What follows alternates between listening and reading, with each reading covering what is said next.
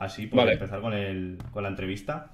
Muy buenas a todos, bienvenidos a un podcast más en Alberto Wagner, mi canal de Twitch. Estoy hoy con José Carlos Ibarra Cuchillo, estudiante de filosofía, licenciado en filosofía en la Universidad Autónoma de Barcelona, con un máster en filosofía analítica en la Universidad de Barcelona y tiene un grado superior en programación.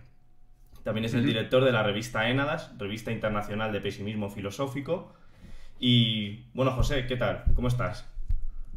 Pues lo primero, gracias por invitarme Nada, a gracias a hablar ti por aquí pasarte. contigo, a darle visibilidad al pesimismo filosófico, que así de entrada puede sonar algo antipático y hostil a la vida, pero que puede ser mucho más revolucionario de lo que parece. Yo también estoy de acuerdo con esto y creo que lo podemos ir investigando a lo largo del podcast. Y yo quería preguntarte así de primeras, para la gente, claro, porque a ver, la palabra pesimismo es una palabra que está en el lenguaje cotidiano, pero yo me imagino que la definición que tienes tú de pesimismo va un poco más allá de la noción mundana. Entonces yo quería preguntarte por tu definición de pesimismo, ¿cómo entenderías tú el pesimismo? Claro, esto es como cuando la gente entiende que el imperativo categórico de Kant es aquello de no hacerle al prójimo lo que no te gustaría que hiciesen a ti, cuando eso es totalmente incorrecto y no era la intención de Kant.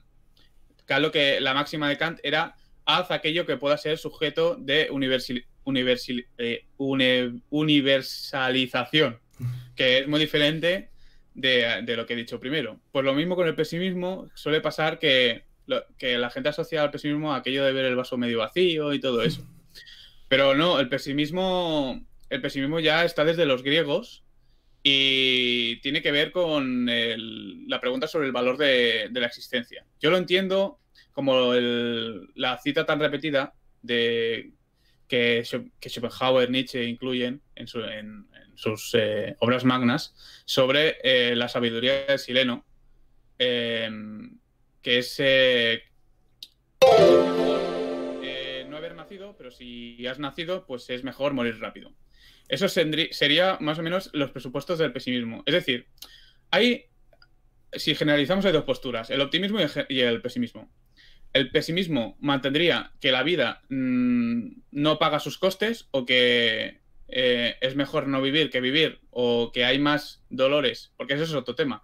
Luego, dentro del pesimismo, pues estaría la discusión más eudemónica en relativa al valor de la felicidad o a si los placeres son cuantificables o si ya el hecho de que haya un solo dolor echa por tierra cualquier tipo de placer. Bueno, entonces el pesimismo, pues tal y como yo lo entiendo, es una cuestión que atraviesa toda la historia de la humanidad, de toda la filosofía, y el que a mí me interesa más es el que nace en Alemania a partir de la década de los 70 del siglo XIX, porque es un fenómeno extrañísimo, que es una laguna en la historia de la filosofía y que, bueno, yo tengo mis tesis y mis teorías al respecto y para defenderlo y para señalar su importancia. Entonces, tú definirías, por así decirlo, en brevedad, básicamente el pesimismo es la actitud según la cual la existencia no es un hecho positivo o un hecho bueno para el hombre, sino más bien un hecho negativo, un hecho casi hostil al ser humano. Podría ser, es que claro, tú hablabas primero de esta corriente eudemónica, que básicamente el pesimismo eudemónico yo entendería como que es el pesimismo según el cual hay más dolor que placer, o el dolor es más importante que el placer o anula el placer. Y otra corriente de pesimismo, ¿cuál podría ser? ¿Un pesimismo más ontológico o como...? Pues mira, puede ser un pesimismo social, por ejemplo. A lo largo del siglo XIX hubo muchos socialistas que en la cuestión social, en la llamada históricamente cuestión social que tiene relación con el marxismo, con el socialismo y la cuestión obrera, eran mucho más pesimistas que el propio Schopenhauer o Hartmann, por ejemplo, porque al final Schopenhauer y Hartmann, Mailänder ven un atismo de redención o de mejora de las condiciones del proletario o de la masa de la humanidad. O sea que hay un pesimismo más metafísico y un pesimismo más práctico. Luego hay un pesimismo pues, más estético. Claro. Mm, Sería al final Depende del casi como sistema. una, ¿no? Sería casi como una dirección de las diferentes ramas de la filosofía, como una de las dos tendencias, y la tendencia hacia arriba es el optimismo, la tendencia hacia abajo sería como el pesimismo, ¿no? La tendencia a pensar que va a ocurrir lo de abajo, lo que tiende hacia abajo, por así decirlo. Sí, sí. Pero es que dentro del pesimismo existe la discusión sobre si los dolores son cuantificables o si los dolores, claro, a partir de Kant, a partir de que conozcamos que las sensaciones no son inmediatas, es decir, que las sensaciones no se nos dan inmediatamente a los sentidos, sino de que pasan por el entendimiento y son una construcción de las categorías y demás, o se adecuan a las categorías, sabemos que, por tanto, el placer o el dolor no son, en el momento, en la inmediatez de la sensación, no son cuantificables o no se pueden contraponer. Es decir, si tú no puedes contraponer un placer a un dolor, pues entonces no puedes decir, y esto que yo soy pesimista, no puedes decir que hay más cantidad de dolor que de placer. Esa discusión existe dentro del pesimismo. Entonces, no solo es esa discusión sobre si el mundo es el peor de los posibles o si... Es que depende, porque claro, también en esta discusión, pues puedes decir, puedes adoptar una postura moral o puedes adoptar una postura más práctica o hedonista. La moral sería pues que la vida no vale la pena ser vivida o idealista porque las expectativas nunca llegan a realizarse o porque siempre, dado que el placer y el dolor son, digamos, un promedio de sensaciones porque no tienen un valor absoluto, es decir, el valor, o sea, el placer para ti, pues, que te dé, pues no sé, comerte una magdalena puede ser completamente distinto del que yo recibo, por lo tanto, tiene que haber un promedio que conocemos indirectamente, derivadamente, a través de las experiencias y de la palabra, y de los escritos y de los textos, pues eso podría ser, si llegásemos a cuantificarlo, podría ser uno de los motivos por los que un pesimista pues dijese, pues no vale la pena vivir. Pero otro te diría, no, sí que vale la pena vivir. No vale la pena vivir pues porque moralmente es imposible alcanzar ciertos ideales y cuando, por ejemplo, esto es muy harmaniano, por ejemplo, si alcanzamos un estado de bienestar, si la humanidad alcanza un estado de bienestar, de un nivel de socialismo muy alto y se eliminan las enfermedades y la muerte y demás, todavía habrá más males que, por ejemplo, el aburrimiento, que irán surgiendo y será inalcanzable y al final ya no es una cuestión ni de placer ni de dolor, sino que moralmente o de una forma idealista el ser humano es incapaz de alcanzar sus expectativas, que van cambiando a lo largo de la historia y que a medida que se van cumpliendo van surgiendo de otras. Claro, sería como un camino infinito, que al final es algo que no puedes alcanzar. Es un poco como el mito de Sísifo, ¿no? Lo de la montaña que las va subiendo y que al final siempre Sí. cae en la piedra. Entonces, tú hablabas de Sileno y yo te quería preguntar, o así podemos ir comentando, sobre las raíces y el desarrollo histórico del pesimismo como pensamiento filosófico. No sé Uh-huh. si... O sea, ¿dónde crees tú que están las primeras raíces de un pensamiento pesimista? Seguramente los griegos. Y de hecho yo pienso que Schopenhauer, Leopardi incluso, se considerarían en este aspecto herederos de uno de las herederos de los griegos en este sentido, en el de la recuperación de la pregunta por la existencia. Porque, bueno, para los griegos el valor de la existencia, de si vale la pena vivir y demás, pues estaba muy presente. Por lo tanto, empiezan los griegos, luego se recupera en la época medieval. El cristianismo básicamente lo hace una de sus premisas, enarbola la bandera de la vida ultraterrena, que por tanto es una forma muy pesimista de ver la vida, claro. Sí. Eh, lo que pasa es que, bueno, pasa por la época medieval, luego sufre pues, algunas... claro, no es pesimismo metafísico, es decir, no es ese sistema de pesimismo, porque esto es de Schopenhauer, eso no cabe duda, pero luego alcanza pues un pesimismo, pues el barroco es una época muy, muy pesimista, solo hay que leer pues a Quevedo, hay que leer a Gracián para ver hasta qué punto estaban obsesionados con la muerte y con la vanidad y con la inutilidad de hacer nada. Luego surgieron, pues no sé, los escolásticos o la escuela de traductores de Salamanca, que también eran bastante realístico-pesimistas. No sé. Luego los románticos. Sí. O sea, yo creo que el pensamiento pesimista atraviesa un poco toda la tradición, ¿no? Yo me acuerdo de Platón no recuerdo qué diálogo, no sé si es en el Critón o en uno de estos, que dice ¿cuántos días han sido mejores que dormir? No sé si me acuerdo. Sí, justo esto. Entonces, yo puede creo que ser, no lo recuerdo, pero pues sí. Que cita eso, yo me acuerdo que me impactó muchísimo, porque fue como, joder, es que si lo piensas, ¿cuántos días de tu vida han sido mejores que estar dormido toda la noche, ¿sabes? Sí, definitivamente. Y también yo no sé si incluso lo podemos buscar en las raíces hebreas del pensamiento cristiano, porque, claro, textos como Eclesiastés o textos como Job, que son de un cuño muy pesimista, claro. Entonces, yo creo que casi la pregunta, ahora que la veo y que la hemos ido exponiendo un poco, sería al revés, incluso. ¿Qué época no ha sido pesimista con la existencia? Porque lo medieval es igual. Yo creo que a lo mejor la Ilustración, ¿no? Leibniz y todos estos filósofos sí que son más optimistas, ¿no? Ahí tienes a Rousseau, ¿no? También, para combatir el optimismo, ¿no? Claro. O Voltaire. A Voltaire siempre se lo ha situado también como un pesimista, ¿no? También... Sí, pero vamos, estoy de acuerdo que el Eclesiastés y toda la...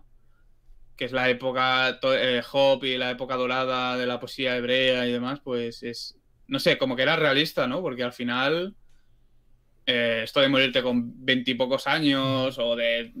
Pues no sé, te lleva por ese camino. Claro. Entonces, yo creo que hay un poco en la filosofía de Leibniz y de Comte y de todos estos filósofos que intentan como llegar al fin de la historia o a un punto... O sea, sería un optimismo moral o un optimismo metafísico en otros casos. Yo creo que a lo mejor hay incluso una desnaturalización del pensamiento, no lo sé. ¿Qué piensas tú frente a estos autores optimistas? A ver, el optimismo, también yo diría que hay un sistema del optimismo, es decir, que también está olvidado, es decir, has nombrado a Comte. A Comte quizá los sociólogos lo han leído un poco más, no lo sé, aunque se hace bastante befa de Comte, porque sí, como es muy naif, es con lo de la época metafísica, no sé qué, bueno. Todos le odian, porque, claro, los únicos que podrían leerlo son los científicos, y los científicos no lo van a leer porque no podrían extraer nada útil, pues se hizo enemigos a sus amigos. Pero también está Eugen Düring, que sería como el máximo representante del optimismo de aquella época, bueno, Eugen Düring, que era un positivista, y luego estaría toda la escuela de los neokantianos. A Düring lo combatió Feuerbach. Tiene un libro que se llama El Anti-Düring, que precisamente, pues mira, se lo cargó básicamente. Yo creo que a partir de ese libro no se volvió a saber nada de Düring.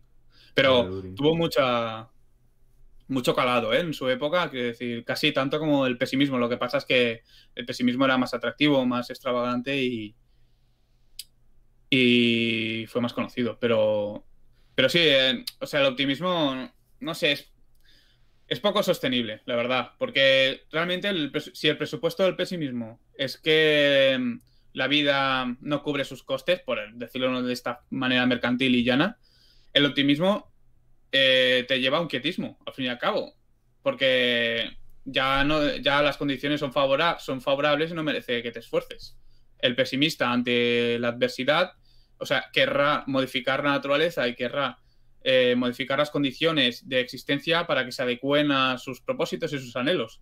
Pero un optimista simplemente esperará a que pase, a que suceda, porque ya está, Hay está como un hecho. necesitarismo, ¿no? Una necesidad universal de que ocurra lo mejor.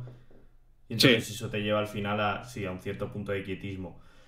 Entonces, tú si tuvieras que ver, claro, a ver, mirarse los propios pies de uno es más difícil que mirar el pasado, pero si tú pensaras un poco en diversas escuelas actuales de filosofía, ¿tú qué crees que predomina? ¿El pesimismo, el optimismo? ¿Están totalmente desvinculadas de eso?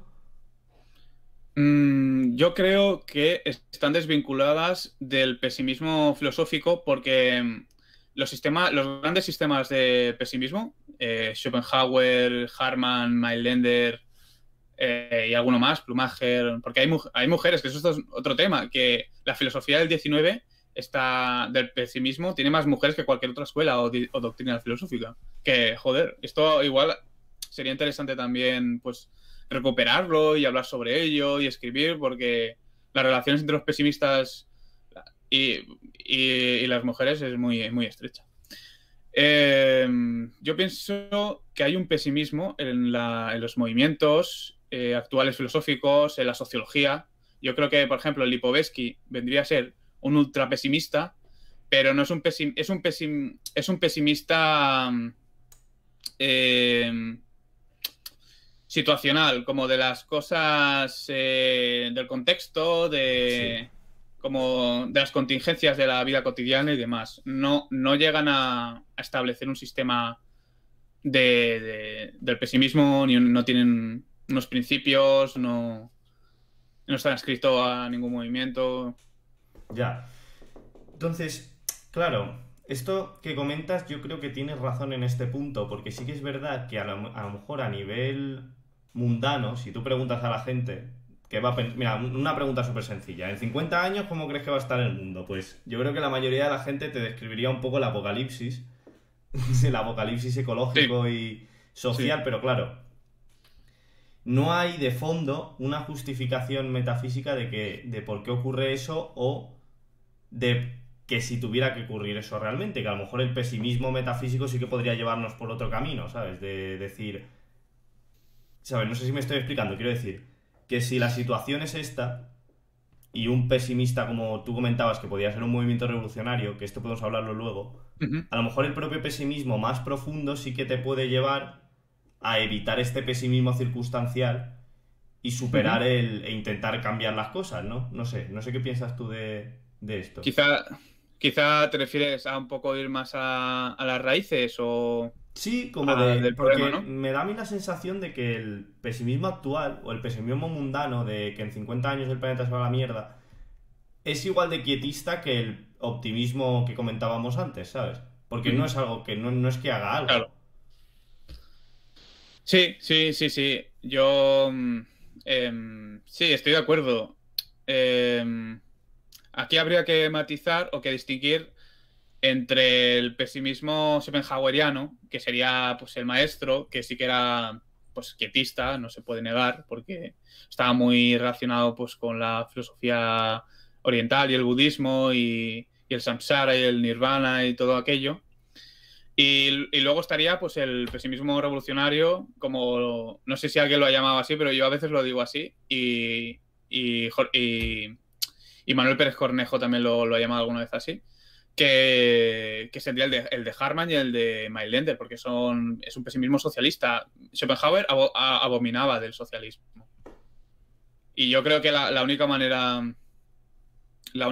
de avanzar o de hacer algo es de manera socialista. Y el pesimismo socialista de Harman y de Mainlander, qué propone? Así para, a ver, en resumidas cuentas, evidentemente. A ver, claro, no hay que olvidar que es un pesimismo. Es decir, que a la cola, pues lo único que nos espera es algo malo. Eso está claro. Pero el medio, por ejemplo, Philip Mailänder, lo que propone eh, es una mayor ampliación de los derechos del hombre y una mejora continua de las condiciones de posibilidad de existencia del proletario y de la mayor parte de la humanidad, para que así el ser humano como especie vaya despojándose poquito a poquito de todas las ilusiones que alberga, en tanto no las tiene y en tanto que aspira, porque para Mailander, por ejemplo, la encarnación del fin de la humanidad, pero el fin no como meta, sino como lo último del ser humano, es el burgués. Porque el burgués lo tiene todo, con ligeros matices, está libre de las enfermedades, que bueno, nadie estamos libre, pero imagínate que llegas a estar dentro de 100 años. El burgués lo tiene todo y aún así adolece pues de las pasiones como de los demás, adolece de aburrimiento.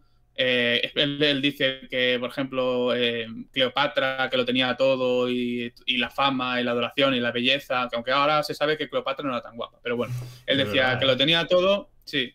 Aún así se aburría y clavaba alfileres de oro en los pechos de sus sirvientas y no sé qué. Pues dice, pues lo que hace falta es que el que tiene poco llegue a tener suficiente como para que vea que eso que anhelaba tampoco era aquello que le iba a librar o a redimir. Entonces, claro, es un socialismo, pero no es un socialismo que te lleva a una utopía donde todos vivan felices y coman perdices. Es, en Mailander, un socialismo que llevaría no a un comunismo, sino a un desencanto, y en Harman mejoraría las condiciones de la humanidad, llevaría a la emancipación de la razón, que, bueno, esto daría para debate porque, claro, él entiende la razón como lo opuesto a la voluntad. Como aquello que decía Schopenhauer de la experiencia estética, sí. volitiva y demás. Pues él, como la voluntad es lo que es el acicate, es lo que hace daño, cada vez que la sociedad vaya avanzando, porque Harman es inequívocamente hegeliano, muy, muy hegeliano, aparte de schopenhaueriano, la razón se iría emancipando a la voluntad en términos generales en la humanidad. Si los miembros de la humanidad estarían menos ligados a sus pasiones y a todo aquello que históricamente pues, nos ha vuelto desgraciados, y llegaría, nadie sabe cómo, porque no queda muy claro, a el convencimiento de que es mejor el no ser que el ser. Es decir, que como lo ha alcanzado todo, ya no le queda nada más que alcanzar, pues decide autosuprimirse. Son muy cercanos a filosofías. Bueno, Schopenhauer evidentemente tiene ese cuño budista, pero por lo que comentabas, ¿no? De que llegar a tenerlo todo y darse cuenta de que el todo no Sí, basta o de que no sacia al ser humano. Entonces, yo creo que se acercan bastante, ¿no? A posturas budistas o... claro. Claro, si Schopenhauer lo individualiza, pues, Harman y Mailander parece que lo emplazan a un futuro, lo proyectan en el género humano, en los pueblos. Sí.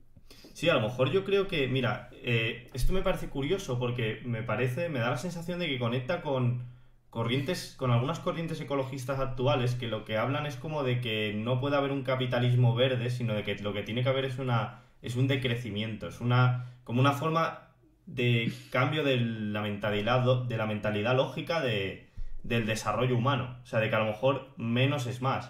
O sea, ¿no? De que llega un Ujú. punto que te des cuenta de que tienes que tener menos, de que lo que tendrías que hacer es... O sea, es un camino infinito, entonces el de las pasiones, y como nunca vas a llegar a saciarlas todas, lo que tienes que hacer es controlarlas e intentar suprimirlas, ¿no? Sí, claro, eso es un camino ¿no? de moderación, de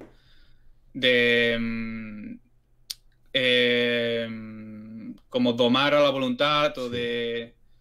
de eliminar el acicate, sí, es un budismo. O sea, al final el pesimismo y el ecologismo están bastante relacionados. O sea, el pesimista suele ser bastante consciente.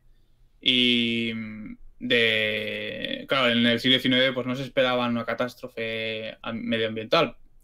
Quizás sí por la de la sobrepoblación y todo aquello que se podía uno esperar, pero no tienen ni idea de la energía nuclear, eso está claro. Ni de todos Claro. los riesgos que conlleva. Entonces, yo creo que están muy conectados. La ecología, porque también el ecologismo es bastante pesimista en sus previsiones de futuro. Porque, Sí. claro, como habla de que se tiene que cambiar el modelo productivo desde la raíz y de que eso no va a ocurrir, entonces, pues también es bastante pesimista. Tú comentabas, por lo que hemos ido hablando a lo largo del podcast, que básicamente el momento efervescente, o sea, el momento álgido del pesimismo a nivel filosófico sería el siglo XIX alemán, ¿no?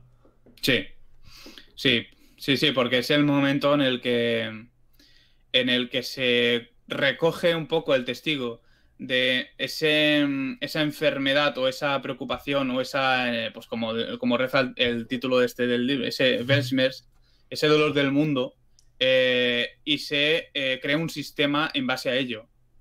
Porque los románticos, los idealistas, no llegan a hacerlo. Leopardi no crea un sistema. Yo por lo que he leído sí que tenía tentativa. Los Cibaldone tiene un esquema, un esbozo de un futuro sistema filosófico pues pesimista, pero no lo llego a ni empezar. Bueno, tiene 4 frases.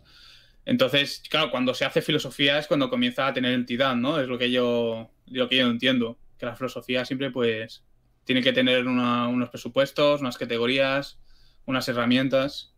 Claro, es cuando coge peso como sistema de pensamiento y no se convierte simplemente en ideas vagas Claro. que maneja la gente. Entonces, hemos ido hablando de diferentes autores a lo largo de esta charla y realmente yo creo que la mayoría de la población solo conoce, o sea, la mayoría de la gente solo conoce a Schopenhauer. ¿Por qué crees que ha habido o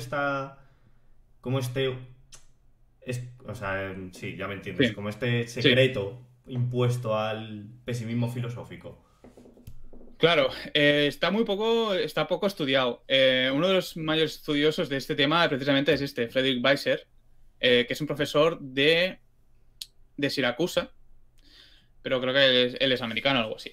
Y bueno, él ha demostrado, pues, históricamente, ha hecho investigaciones y tal, y con sus colegas y tal, y parece ser que lo que se sabe es que Schopenhauer de 1819 a 1860 era un completo desconocido. Es decir, pero es que no es que, claro, es que el tío, hay que decirlo, era muy flipado. El tío se pensaba que lo silenciaban, que había un complot en torno a él de silencio, como ahora se estira un cordón sanitario, ¿no? Como que la filosofía schopenhaueriana era súper peligrosa y, vamos, no lo iban a leer porque va a tumbar todo el sistema académico y se iba a evidenciar que eran todos unos fanfarrones y unos emborronadores de cuartillas y cosas así. Pero no era verdad. O sea, el tema, lo que pasó es que pues tuvo mala suerte y, aunque era un libro increíble, pues nadie lo leyó. Entonces, la mayor parte de la primera tirada del Mundo como Voluntaria de Representación de 1819, bueno, 18 o 19, no se vendió. Los profesores de filosofía de las universidades no tuvieron noticia de él, no lo pudieron leer.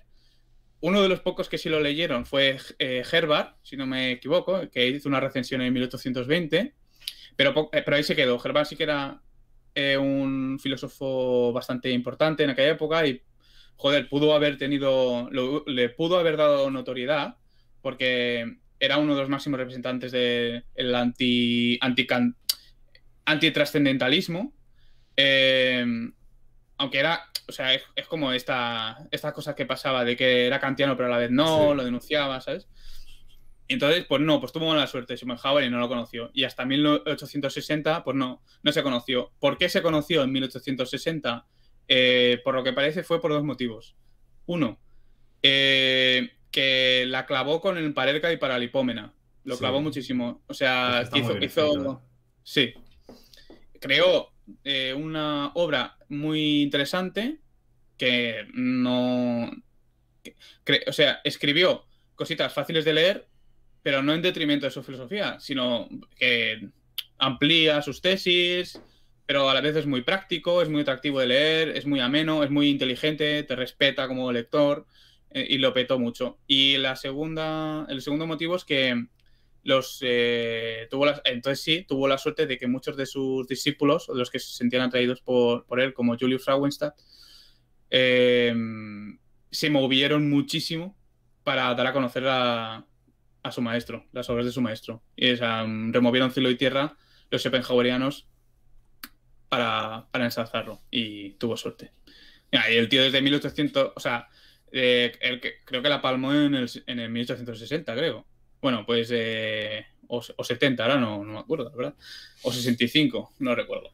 Creo que vivió como 4 o 5 años de fama, ¿no? Algo así. Sí, exacto, sí. Sí, o sea, una fama pero enorme, ¿eh? Que el filósofo más famoso del planeta. Que el tío el tío cenaba, tenía la costumbre de comer o cenar en el hotel inglés, ahí de... Y la gente pedía comer junto al maestro, se organizaban, bueno, lo acosaban, era como la Lismanía esta, como cuando se hizo famoso Lis y todo, y lo acosaban y le pedían autógrafos, pero el tío estaba súper complacido, porque Ya. claro, él era súper vanidoso, Schopenhauer, por lo Sí, que sí, parece. porque tanto que escriben, no sé si es para Elga o para Lipomen, ahora no me acuerdo, o si es en el mundo común de representación, tanto que escribe que al intelectual de verdad no le van a reconocer hasta que se muera por las envidias y no sé qué, luego este hombre es que tenía pinta de gozarse la fama. Sí, sí, lo gozó total, sí. Pero el Hasta se resto murió con una de. sonrisa. Sí, el resto de pesimistas no pasaron la misma suerte. O sea, Leopardi sí, pero es que eso lo podemos hablar luego, porque en literatura sí que ha tenido más éxito o en arte. Pero Claro. en filosofía como tal, el resto de pensadores, Hartmann, Mailander y estos, han pasado un poco silenciados, ¿no? ¿Cómo se llamaba la...? Me sabe mal porque ahora no me acuerdo. Esta que se ha publicado creo que en Centaugenit, que es escrito sobre Druskowitz, pesimismo. Esta, justo. el Helene von Druskowitz. Esta, Sí. justo. Entonces, ¿por qué crees que han pasado tan desapercibidos? O... Claro, Schopenhauer se convirtió como en el filósofo más importante del siglo XIX porque de hecho obligó, o sea, estaba la filosofía, ahora estamos, ¿no? Los continentales, a ver, es una distinción súper artificial y muy mala, ¿no? Lo de los continentales y analíticos, ¿verdad? O sea, ya Sí. ni se utiliza. Pero bueno, sí que es funcional porque es como, para no decir filosofía anglosajona y no sé qué, y de herencia positivista o de círculo de Viena y no sé qué. Pues dices, continental analítico. Pues en aquel entonces estaba la filosofía más la que se preocupaba de los problemas de la vida y, y los positivistas y neocantianos que se ocupaban pues de la lógica. Y Schopenhauer fue tan importante, o llegó a ser tan importante, que obligó a todos los neocantianos y positivistas a volver sobre cuestiones que habían tomado como pseudoproblemas. Entonces, fíjate que Schopenhauer, muchos dicen, pues Hegel es el filósofo más importante del siglo XIX. Pero es que Hegel tuvo fama, tuvo fama hasta 1830 o 40, que es cuando le sustituyó Schelling. Entonces, pero es que Schopenhauer tuvo fama durante o sea, desde el 1860 hasta 1900, hasta ahora mismo. Casi ha sido como un filósofo muy afamado. En cambio, Hegel, si no lo recupera Marx, Ya. hubiese sido periclitado en la historia. Y Harman, claro, esto iba al hilo de Harman. Harman, Eduard von Harman, fue un filósofo hiperconocido en su época. Fue el primer bestseller filosófico de la historia de la filosofía. La filosofía del inconsciente es como que fue la explosión de el primer libro que se agotó, que tuvo 20.000 reimpresiones, que se leían en todos los salones literarios, que en todas las academias, bueno, hay testimonios, ¿no? Recogidos de la época, porque el pesimismo fue tan importante y tan preocupante que no solo hablaron de los filósofos, hablaron de él los predicadores, los literatos, los profesores, los educadores. O sea, yo he leído textos de educadores verdaderamente preocupados y todos empuñaban la pluma porque tenían que combatir el pesimismo, porque estaba infectando las mentes de absolutamente todo Dios. Todo Dios. Y Harman fue el culpable de esto, no Schopenhauer. Schopenhauer sí que gozó de esa salud y de ese reconocimiento como filósofo, pero fue Harman el que puso en liza lo que por entonces se llamó el pesimismo moderno, para diferenciarlo del pesimismo pues práctico de Leopardi. O sea, Ya. pesimismo personal, un pesimismo romántico y tal. Entonces, Pero que sí, básicamente, Harman lo petó. o sea, Hartmann es como un poco que se murió de éxito, ¿no? Como que su época fue muy Sí, reconocido sí. y luego se le dejó de de leer en su época. Esto es súper interesante porque pasa con un montón de autores, ¿eh? Por ejemplo, con Wolf también pasó. En su momento se Ujú. leía un montón, o Sí, con Suárez, con Francisco Suárez, el escolástico de sí, Salamanca, igual. Se leía un montonazo y de repente se dejó de leer. sí. Ay, perdona, es que se me ha ido la olla, hombre. ¿Cómo se llamaba la mujer? Es que nunca me sale el nombre. Me sabe mal, ¿eh? Druskowitz. Eso. Es que Sí, se me hace un poco complicado. sí, es Entonces, medio raro. Hartman sí que tuvo un montón de éxito en su época y Mailander, un poco de contexto de qué época es posterior a Schopenhauer, anterior o... Mailander es posterior a Schopenhauer, es de la escuela schopenhaueriana. Era por así hacer un breve apunte biográfico, él nunca fue filósofo oficial, no estudió la carrera de filosofía. Trabajaba en una empresa de tintura, de tintes para pieles y demás, como una especie de empresa familiar de químicos, pero se dio cuenta de que no le molaba, entonces en un viaje se entró, es que lo relata igual que Nietzsche, porque Nietzsche dice que descubrió Schopenhauer en un anticuario que no lo conocía y que le dijo al tendero, le dijo, oye, ¿qué es esto? Y digo, esto es un filósofo y tal, vale, me lo llevo, tal. Se lo llevó y le encantó y le cambió la vida. Pues lo que le pasó a Mailander Joder. años antes. Molaría que hubiera Es que sido el mismo librero, ¿eh? ¿Te imaginas? Que podría cobraba ser. comisión de las copias de voluntad de representación. Solo vendía Podría, eso. es que, claro, además lo descubrieron cuando no era famoso, por lo tanto supongo que no, valían 3 ducados, no Claro, sé cuánto equivaldría eso ahora mismo. 4 pesetas. Sí, nada, de saldo, o sea, Joder. mierdecilla. Pero Mailander es posterior es un poquito más joven que Nietzsche. Más viejo, perdón. Mailander creo que nació en el 41, 42, creo, en 1800, y Nietzsche nació en el 44, si no recuerdo mal. Mailander, entonces, pues leyó a Schopenhauer, le moló un montón. El tío era positivista al principio, leía a los de aquel entonces, a Ludwig Buchner, que era como a Ested, era como el boom del cientificismo, porque en la década de los 40 y 50 la filosofía había entrado en lo que él llamaba la crisis de identidad, porque la filosofía no tiene una metodología concreta, no se podía distinguir de la ciencia. Entonces surgieron los positivistas y dijeron, no, pero es que la filosofía, bueno, sus aplicaciones tienen que ceñirse a la metodología de la ciencia y a las condiciones formales y al análisis del lenguaje. Y eso era lo que le iba a Mailander. Descubrió Schopenhauer, vio que había mucho más allá y lo leyó 2 veces seguidas, se fue a Italia, no sé qué, y se empezó a comer la olla con el tema de la cuestión social, se volvió socialista, se apuntó, fue uno de los primeros miembros de un sindicato bastante famoso como con tendencias comunistas ahí en Alemania. Y entonces escribió la filosofía de la redención, que es una adaptación, o sea, es cogiendo el mundo como voluntad de representación, y yo diría que es como el hijo del mundo como voluntad de representación, las afinidades selectivas de Goethe, eh, un manual de química y unas intuiciones muy poderosas sobre la entropía. O sea, es una locura. Es como. Y Poe también, como el ensayo de Poe de Eureka. Es una mezcla, pero bueno, que está súper chulo porque tiene intuiciones mm, que anteceden a la teoría del Big Bang o a la teoría esta de la muerte entrópica por frío del universo y cosas así. Entonces, es como que no hay, por así decirlo, no hay relación real entre Hartman y Mailander, o sea, es como que cada uno va un poco a su rollo. Entonces, es como que el Schopenhauerismo no acaba de cuajar en una escuela fuerte o cada uno se va un poco por su cuenta, Sí, ¿no?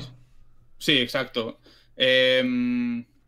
Nietzsche y Hartmann sí que leyeron a Mailander.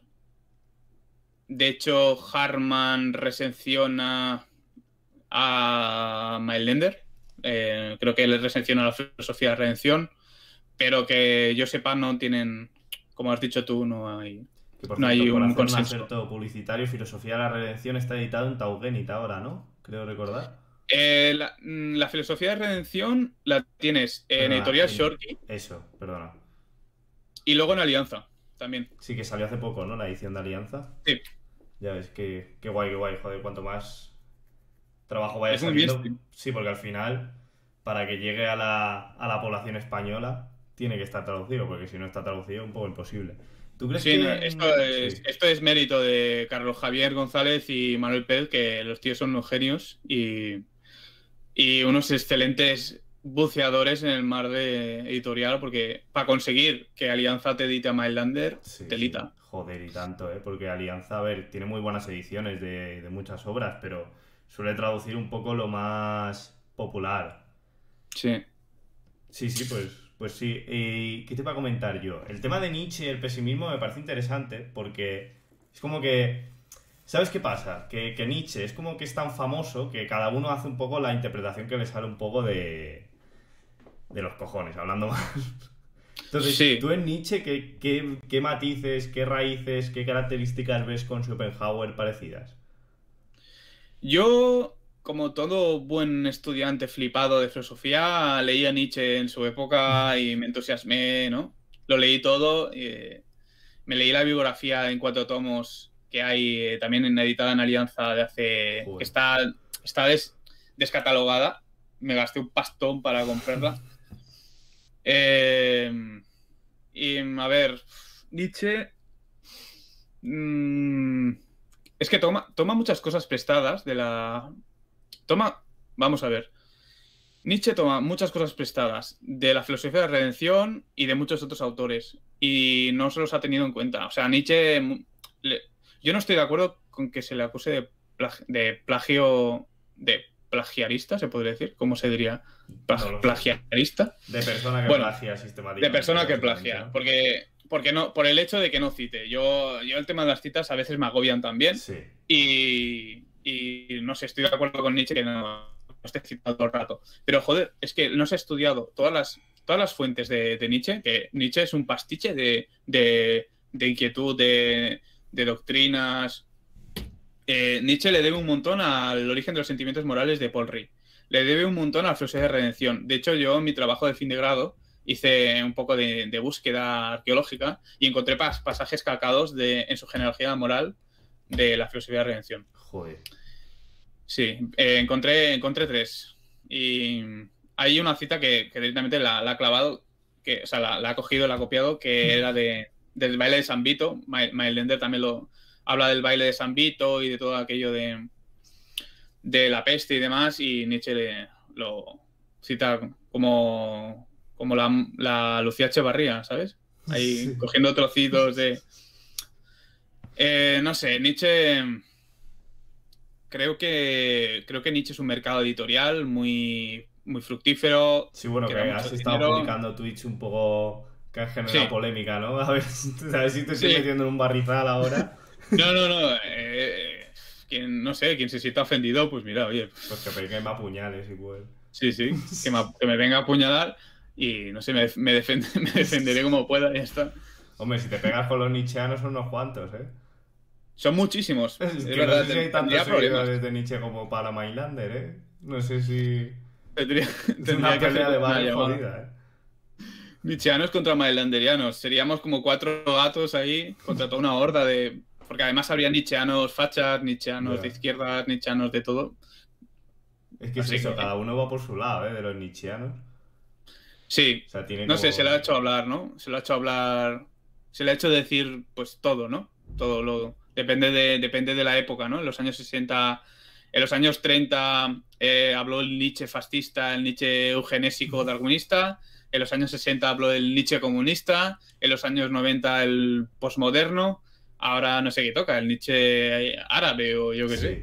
Yo creo que es el problema de coger un autor como si fuera bueno, como si fuera una autoridad divina y tener que Sí, asumir que básicamente tienes que justificar tu pensamiento en base a lo que diga Nietzsche. O sea, sí, ¿no? Como...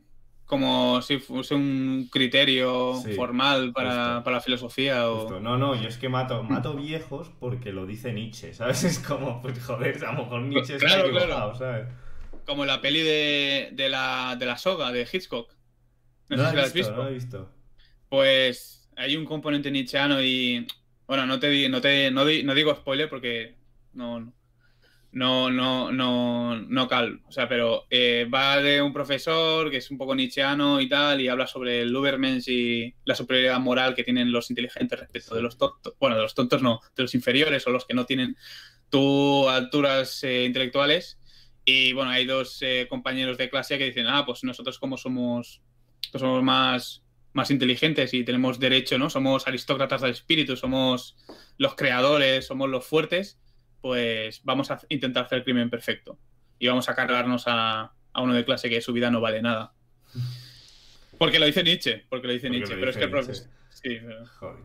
Ya, ya, no, no sé, pero bueno.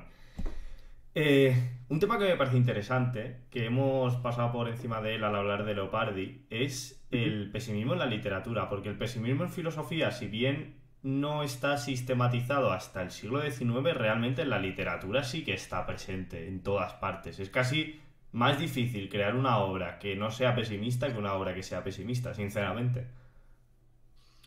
Sí, en la literatura ha tenido mucho calado y mucha influencia el pesimismo. eh, en el 19 fue distinto, porque, porque básicamente toda la literatura fue pesimista. En siglos anteriores, pues bueno, pues iba basculando un poco, ¿no? Pero no sé, dime algún ejemplo de literatura anterior al siglo XIX, pero Yo si creo quieres que, hablar de algo bueno, en concreto. por ejemplo, yo creo que hay muchísimo pesimismo metido en La vida es sueño, por poner un ejemplo, que bueno, que es esto que comentábamos del barroco. En- Incluso un poco de... A ver, claro, es que ¿sabes qué pasa? Que es muy difícil sacar o separar el pesimismo de...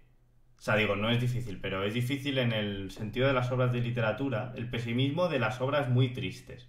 Porque claro, no es lo mismo. No es lo mismo a lo mejor un soneto de Petrarca que está todo el día llorando por Laura que una poesía realmente pesimista, ¿no? A lo mejor Becker sí que sería más pesimista, pero claro, entonces Ujú.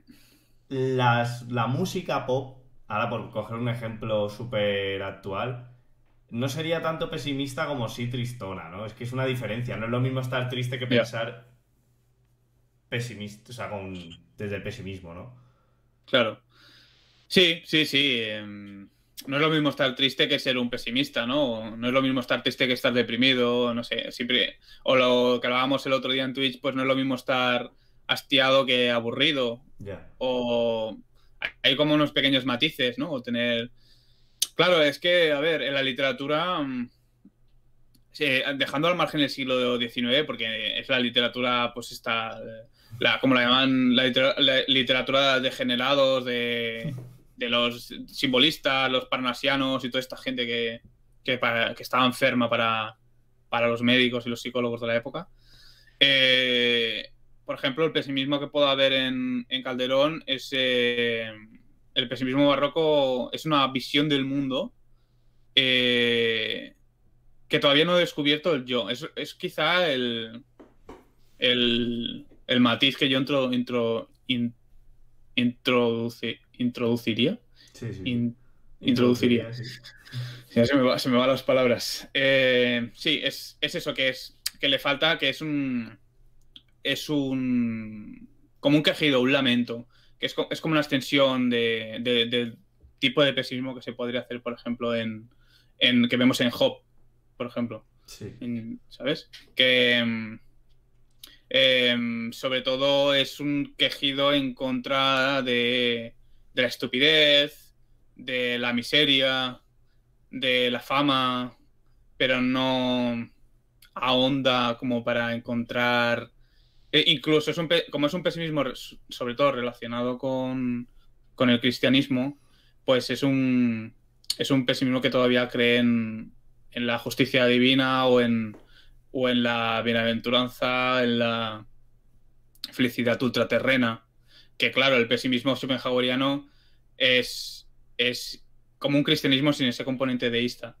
Y entonces, pues es mucho más desalentador, ¿no? Porque al fin y al cabo, bueno, es que ni siquiera muriéndote hallarás paz.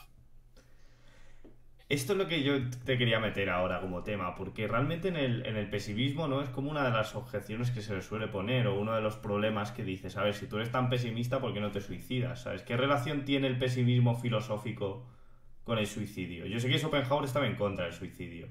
Sí. Plan, no me acuerdo muy bien por qué, pero podríamos explicarlo ahora aquí para la gente. Sí, el Schopenhauer estaba en contra del suicidio por un motivo. Bueno, por dos. Uno velado y otro explícito. El implícito era pues que si hubiese alentado a la gente al suicidio, probablemente hubiesen retirado de la distribución sus libros. Porque, bueno, nadie lo consentiría, Yeah. ¿no?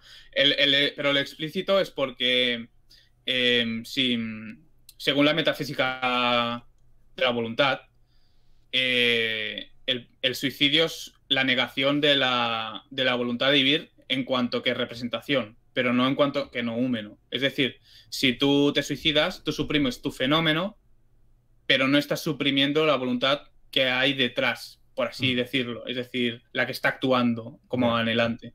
Entonces, esa voluntad se volverá a reencarnar, aquí encadenando pues un poquito con la transmigración y la... de volverte a reencarnar y todo eso. Es decir, que para Schopenhauer la única salida a la representación es el agotamiento de tu propio núcleo, de tu propio noúmeno. Y eso es mediante la mortificación. Claro, aquí surge una paradoja.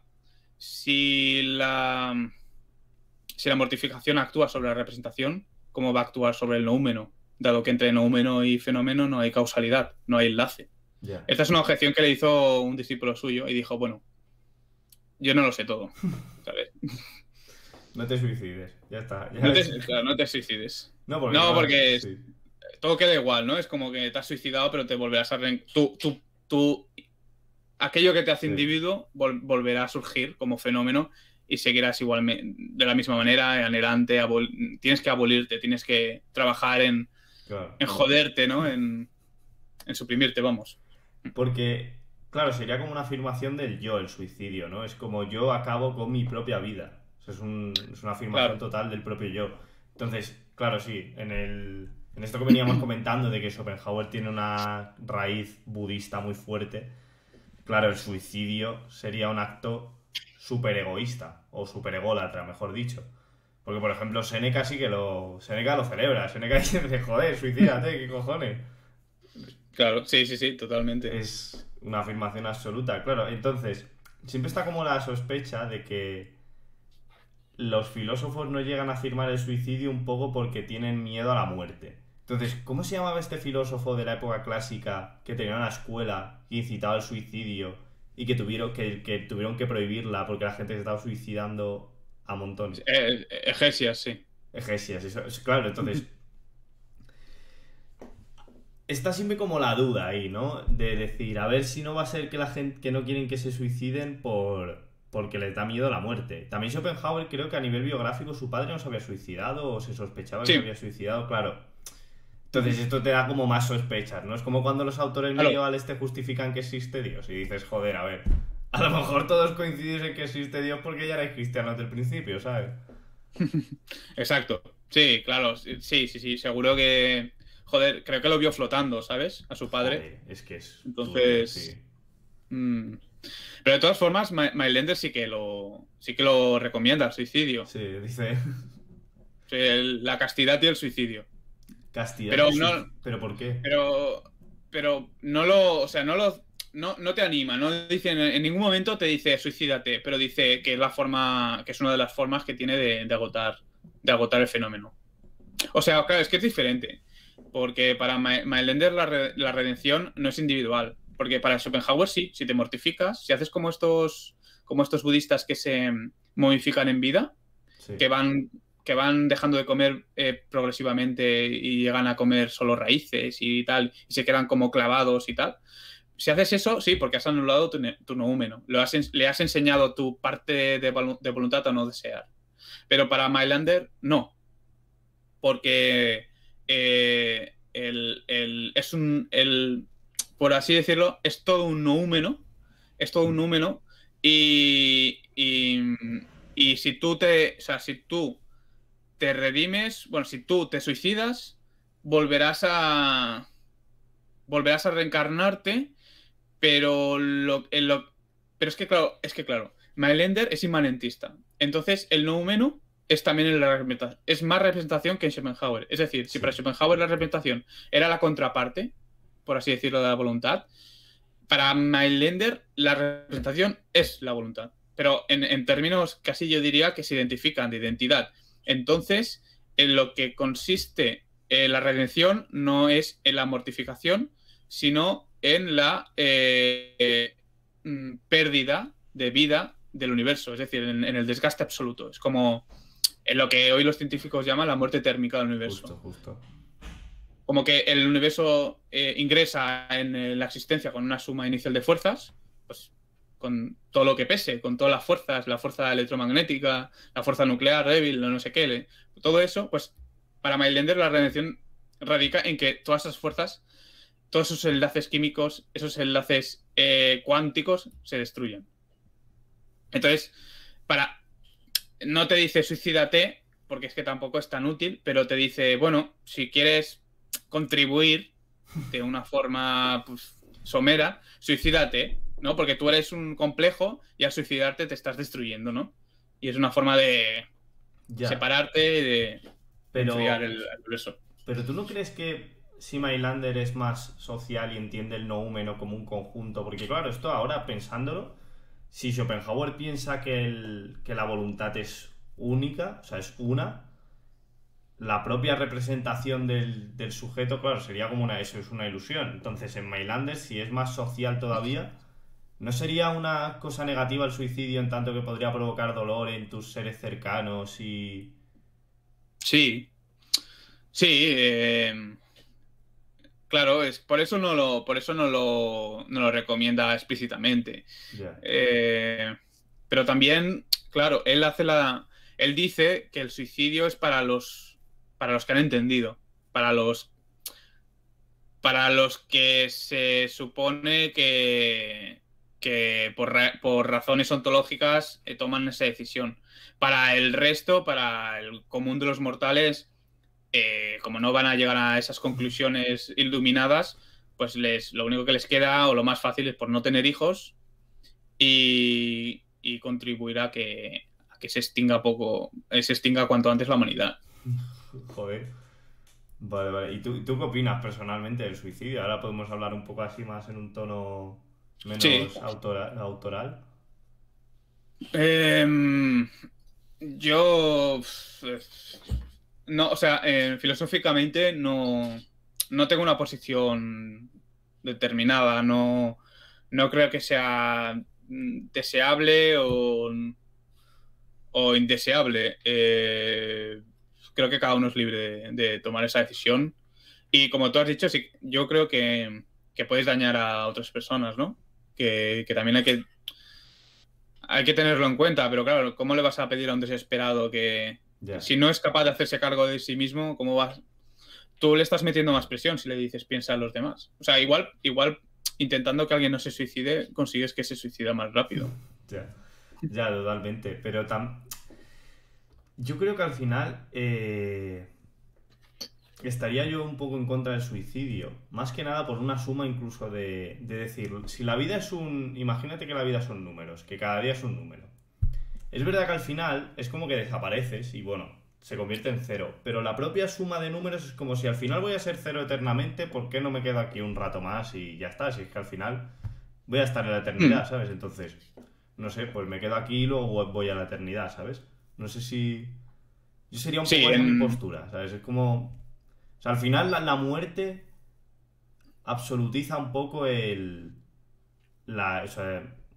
niega lo que es la existencia y entonces es como que se convierte en un absoluto, ¿no? Ya no hay tiempo, ya no hay espacio, no hay distancias ni mediciones. Entonces, ¿por qué no permanecer aquí más tiempo? O sea, no sé. Ya. A ver, es Sí, complicado, es un tema yo complicado. pienso que hay que mantener esa posición hasta que se pueda, ¿no? O sea, si estás desesperado, no te funcionará eso. Ya. Eso lo piensas porque no te es muy molesto o doloroso vivir. Pero claro, hay personas. Claro, yo como. O sea, a mí no me censura, digamos, un pensamiento religioso en este sentido. O sea, no me veo pues disuadido a nada según preceptos de ninguna religión, pero eh, claro, hay gente que no lo soporta, ¿no? Entonces tampoco vas a... hay que evitar tomar esa decisión en un momento en caliente, eso sí, Ya. pero claro, es que es un problemón. O sea, eh, esto seguro que se puede ligar con la eutanasia, se puede ligar Sí. con el dolor físico. Entonces entramos en un tema pesimista, que es el de las expectativas y el del valor individual o relativo de promedio que tienen las experiencias placenteras y dolorosas para cada uno, que no son absolutas. Complicado. Sí, totalmente. Es que todo depende de eso, ¿no? De la escala de valores y de qué principios te mueven a obrar, porque Mailander se suicidó por un principio filosófico. Sí. O sea que. Qué O sea, curioso, joder. yo no tengo constancia de que estuviese deprimido. Yo Puede la que fuese un confesión. tío tristón, pero simplemente pues quiso acelerar el proceso de Ya. desintegración cósmica y luego fue su hermana detrás. No, La porque... abuela creo que también, no sé. Joder, macho. A lo mejor era algo genético, ¿eh? Sí, seguro Se que leyeron sí. el libro todos y, claro, una cosa lleva a la otra. Algo habrá, sí, genético, Sí. seguro. No, a ver, a mí me parece la postura. A ver, al menos me parece coherente, sinceramente, porque hay tantas filosofías, tantas religiones que son muy pesimistas y que luego reniegan del suicidio. A ver, a mí la objeción de Schopenhauer al suicidio me parece un poco cogida por los pelos. Hmm. O sea, Es complicada. claro. No Entonces, tiene, no carece totalmente de sentido, ya, no. pero sí que, hostia, la objeción de Freudenstadt pues es válida, tío. No sé, si la voluntad es intocable, porque es la cosa en sí kantiana Sí, y no es afectada por la representación, pues por mucho que dejes de comer y estés en ayuno y te mortifiques y tal, tu voluntad va a seguir incólume, ¿no? sí. Pues, pero bueno. Claro, eso sería incluso un problema de base de la propia metafísica de Schopenhauer, ¿no? ¿Qué son Hmm. las representaciones si la voluntad que es el en sí no puede ser modificado? Sí, O sea, las exacto. modificaciones de las representaciones, a lo mejor esto se sale un poco de plano de pesimismo, pero es un poco el problema de toda filosofía que aboga por un tipo de monismo. Yo me acuerdo, yo ahora estoy un poco trabajando con Spinoza y sí que es verdad que tiene un poco el problema de lo mismo, ¿no? Si Dios es eterno, es inmutable y todas las cosas son afecciones de Dios, ¿por qué cambian las cosas, sabes? Sí, el fatalismo spinoziano. Sí, Sí. Claro, el fatalismo sí es una cosa también. Algo, pues, que no tiene mucha salida, ¿no? ya. Schelling intentó salir y bueno, pues ahí está Schelling para quien lo quiera leer, Sí. que es interesante también. ¿Tú crees que el pesimismo está enlazado con el fatalismo? Sí, yo creo que sí que tiene mucha relación. No porque Schopenhauer sea un determinista radical, que es tan determinista como lo es Kant, aunque Kant Ya, se intenta revolver un poco, intenta salvar la libertad, porque dice que el mundo fenoménico es el garante de la libertad, porque si todo fuese una identidad, no podrías escoger, entonces no podrías elegir, pero luego dice aquello de si supieses todas las condiciones y sí, todo en todo tiempo posible, en todo espacio, no sé qué, podrías determinar con la precisión con la que haces no sé qué. con la que haces una ecuación, pues el comportamiento de un ser humano. Porque él distingue entre la personalidad inteligible, la personalidad empírica y tal. Entonces, sí, totalmente. Entonces, Sí, solo es relacionado con el fatalismo. Entonces, claro, la pregunta podría ser, ¿cómo puede ser o hasta qué punto o qué relación? Ya sé que lo hemos tocado antes, pero como hemos añadido más cosas, ¿qué matices, cómo se puede afrontar desde un fatalismo pesimista una revolución? O sea, un tipo de revolución. O sea, si al final lo de Mailander, lo de la entropía va a llegar sí o sí. Es el mismo problema que tiene Marx, pero al revés, creo. O sea, porque Marx es como muy optimista en el sentido de que va a llegar la revolución proletaria y Mailander, por lo que tú has dicho, sería un poco al revés. Entonces, realmente estos revolucionarios, cuando son deterministas, justo el que niegan la libertad humana, entonces, ¿cómo pueden relacionarse? Porque son revolucionarios por querer mejorar la salud, las condiciones laborales, el estado en general de la humanidad, pero no son revolucionarios en llegar a un estado de permanente utopía, de permanente felicidad. No es comunismo, claro, es que no es optimismo, la verdad. No le pasaría como a Marx. No. Se puede conjugar el fatalismo, pues porque da igual si es producido por un acto libre o por un acto totalmente necesario, pero el ser humano pues tiene que dejar de sufrir, tiene que ir eliminando progresivamente los dolores y todo aquello que aqueja históricamente, que bueno, que es... Da igual, ¿no? Pues si es producido por la libertad o por la necesidad, ¿no? Al fin y al cabo lo que importa son los resultados. Ya. Entonces, tú ves una... Espera, estaba pensando que si... Se me ha ido de la olla completamente. Voy a ser sincero, se me ha ido de la olla completamente la pregunta. Porque estaba pensando justo en la relación de revolución, pesimismo y de todas estas corrientes. Entonces, autores actuales, has comentado a Lipovetsky, pero has dicho que Lipovetsky es un poco circunstancial. Entonces, ¿tú podrías recomendar o hablar de algún tipo de algún autor que sí que esté un poco más relacionado con el pesimismo filosófico o que lo lleve un poco más a sus raíces? Sí. Diré dos. Uno me lo descubrió un colega de aquí de la revista hace poco. Se llama Joshua Fogg Diesentag. Joshua Fogg Diesentag. Fogg. Mira, lo busco y te lo digo. Vale. Mira. Lo escribo por aquí por el chat de Twitch. Vale. Este es como un pesimismo más clásico, interesante, recuperando, dialogando con la tradición, más pesimista, Schopenhauer, Hamann y tal. Y luego estaría Benatar, David Benatar, creo que se llama. Lo que pasa es que Benatar es un analítico. Es un analítico de pro y sus cuestiones pesimistas tienen más relación con yo lo llamaría un pesimismo utilitarista. Y no me interesa tanto, ¿sabes? Yeah. Oye, me gusta mucho más el tema de la metafísica, de la estética. Curioso También haber hecho el máster de analítica o justo por haber hecho el máster de analítica te fuiste al otro lado. Me gustan los problemas y cómo abordan ciertos analíticos y me gusta la filosofía del lenguaje y demás. Pero es verdad que hay analíticos que me ponen de los nervios. O sea, que me resulta tremendamente antipático. Esas aberraciones conceptuales frías, despojadas de toda relación con la vida y demás, pues no.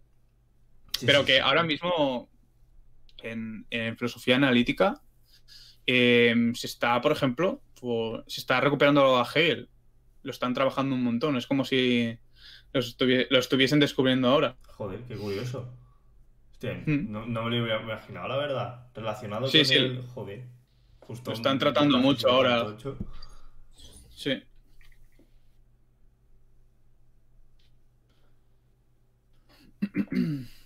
Ya ves, Sí, sí, interesante, sí. interesante, joder. ¿Y Joshua von Dissentag, has leído algo suyo? No, o sea, como te he dicho, lo descubrí la semana pasada. Ah, O vale, sea, yo joder. no tenía Claro, noticia de su existencia. claro, claro. Y hay un libro en inglés que se llama Pessimism. Y, y bueno, pues está en la bahía de los mares. No sé si me explico, que Sí. se puede encontrar por internet, vamos. Si eres un buen pirata lo puedes conseguir, ¿no? Sí. Claro, sí, totalmente. Va, pues, entonces, yo creo que para ir concluyendo, porque llevamos ya 1 hora y media Ujú. de charleta sobre pesimismo, yo creo que podríamos hacer un poco un resumen, un repaso a los temas que hemos tratado.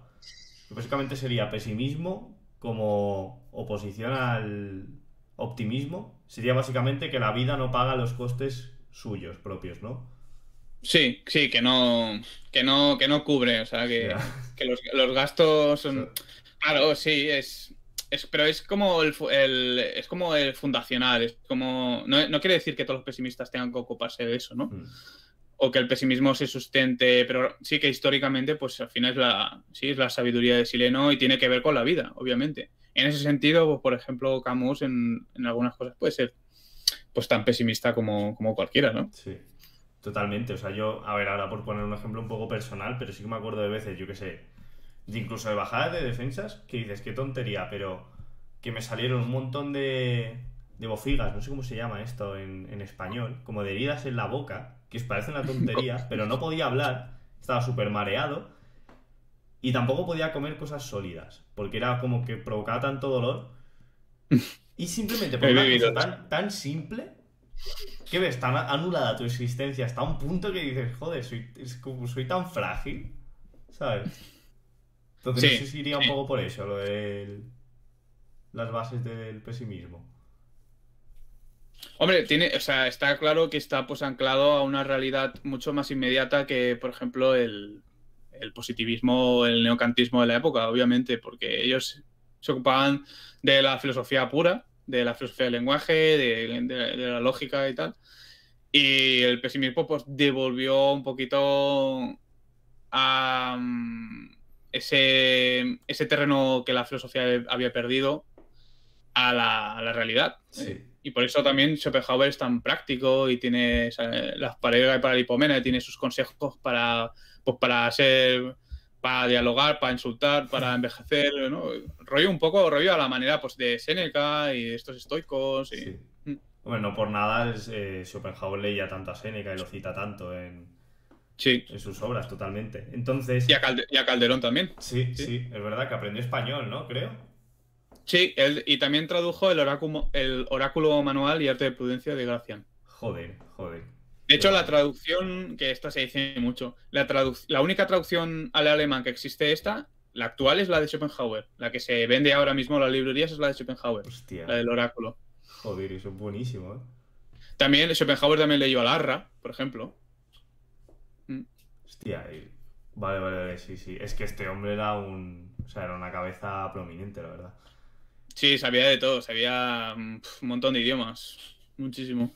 Qué barbaridad. Entonces, también te hemos hablado un poco de que el pesimismo recorre la historia del pensamiento, desde sus orígenes en los hebreos, pasando por Grecia, los medievales, los ilustrados algunos también, pero que tiene como su punto álgido, su punto caliente en el 19 alemán.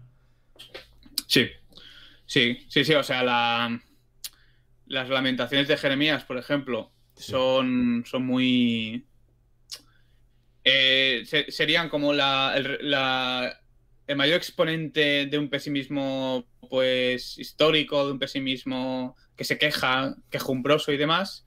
Y el mundo como voluntad de interpretación sería pues el exponente de pesimismo sistemático articulado, claro. por así decirlo, no sé. Sí. También hemos visto así por hacer un poco de repaso, justo eso, me parece muy interesante lo del pesimismo revolucionario o el pesimismo social.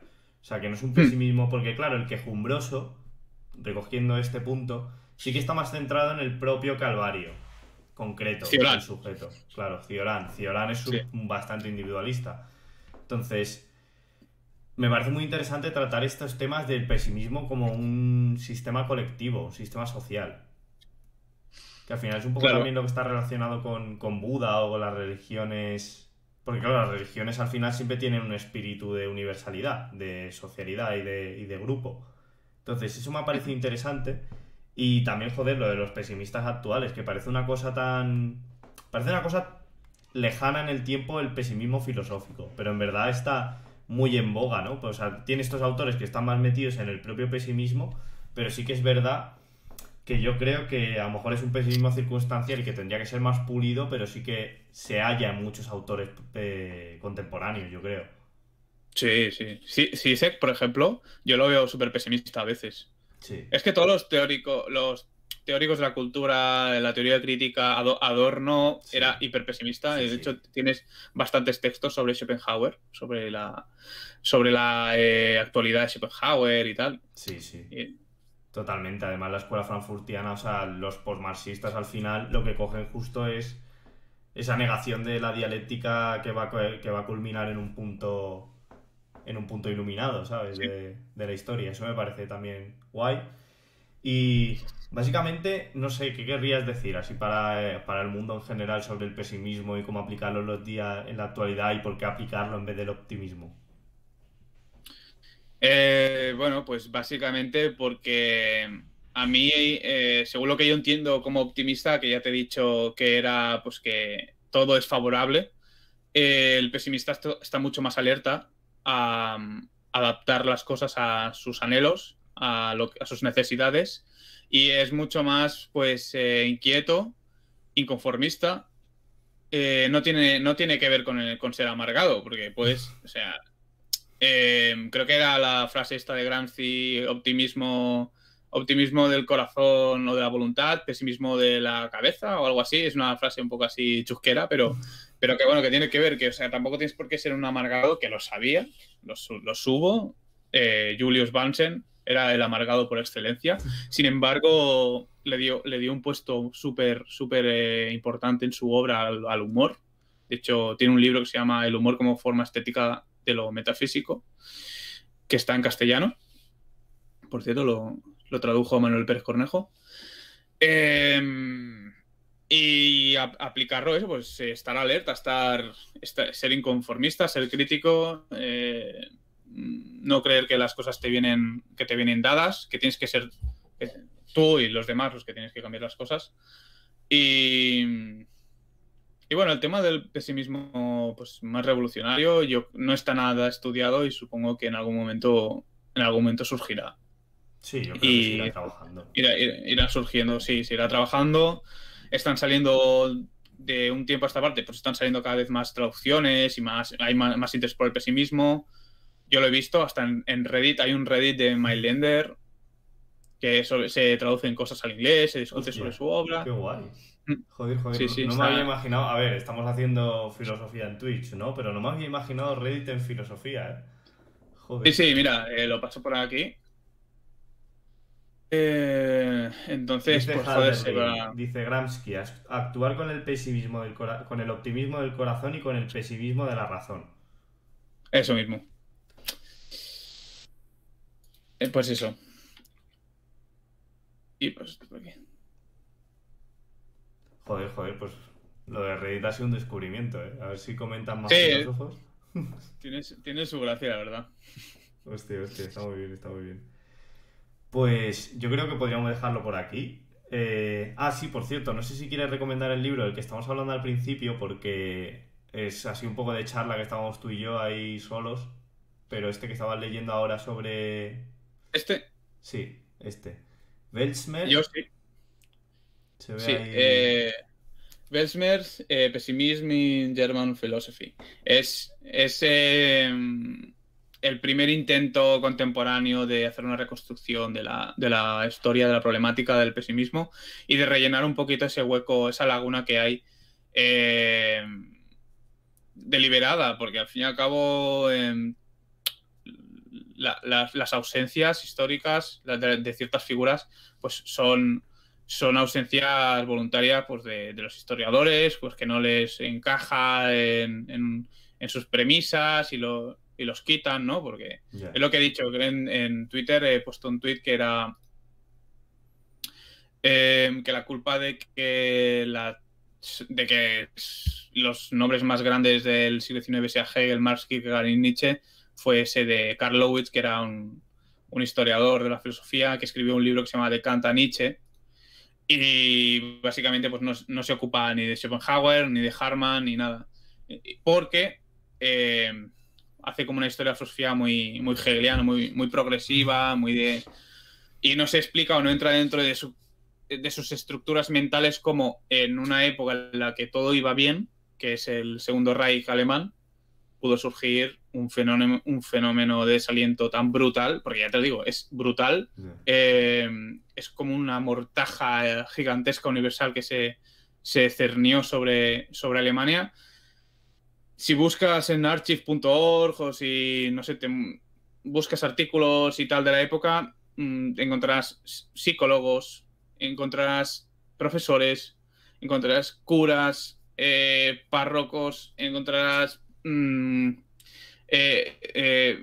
dueñas. Por aquel entonces eran revistas para señoritas, o sea, artículos de Harman en revistas de moda de parisina. Hostia. Sí. Estaba en boca de todos, ¿no? Como se suele decir. Joder. Y sin embargo, pues ¿a quién le suena Harman? Ya. Que luego que vas si tú lees, por ejemplo, historias de la filosofía, Harman a veces sale por ahí, pero Ya, no como, es tan como conocido algo. como otros, totalmente. Y es muy solvente, ¿eh? Yo lo quiero decir. O sea, si me dejas decirlo, yo Sí. digo que Harman es muy solvente como filósofo. Demasiado, y tiene una obra muy extensa como para simplemente pasar por encima. Es decir, es uno de los últimos representantes de la metafísica, de la estética metafísica, y se lo tendría que tener en cuenta, pues, al menos históricamente, y se podía aprender muchísimo de él, porque tocó todos los palos. Fue un entusiasta de la ciencia, además. Es que, no sé, tampoco es que estemos haciendo una crítica de la ciencia. Si él mismamente, los 2 primeros volúmenes de la filosofía del inconsciente son ejemplos empíricos que apoyen sus tesis sobre el inconsciente. Que luego Freud pues, arramblará con todo lo que pudo, lo pilló. Muchísimo. Entonces, si tú tuvieras que recomendar algunas obras sobre pesimismo filosófico, así para introducirse en el tema, ¿cuáles serían? En castellano yo recomendaría La filosofía de la redención de Mailänder, cualquiera, o el de Alianza o el de Shorky. El de Alianza es una antología, pero incluye textos muy guays y una autobiografía, que ahí entenderás un poco por qué Mailänder era tan entregado y qué se le pasaba por la cabeza. Era como una especie de... Bueno, era un poco mesiánico, pues como le suele pasar a todos. Sí. Y luego pero que lo que pasa es que está en inglés. Y por lo que me han dicho, va a salir una traducción también en Alianza de La filosofía del inconsciente de Harman. Ah, mira, joder. Próximamente. Qué guay. O sea, que sigue por ahí el trabajo de traducción al español de autores pesimistas. Sí.